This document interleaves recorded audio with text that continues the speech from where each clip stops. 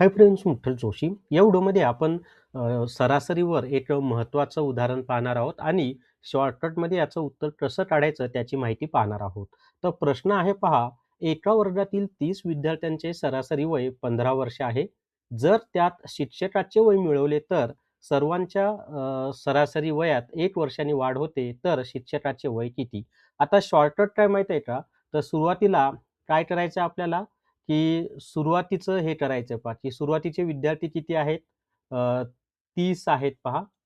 सुरुवातीचे विद्यार्थी किती आहेत? 30 आहेत.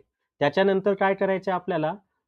सरासरीमधील फरक. आता सरासरी 1 ने वाढली म्हणजे सरासरीमधला फरक किती आला?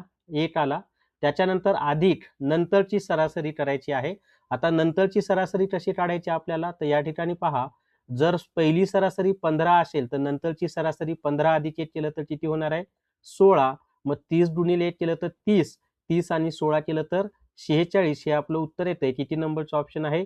सी हे त्याचं उत्तर आहे 46. तर असा तो शॉर्टकट आहे. आवडला असेल तर व्हिडिओला लाईक करा आणि जर तुम्हाला माझ्याकडून गणित व बुद्धिमत्ता चाचणीची पुस्तक विकत घ्यायची असतील तर मला 88 06 06 86 18 या WhatsAppच्या नंबरवर मॅथ्स रिझनिंग बुक म्हणून मेसेज करा.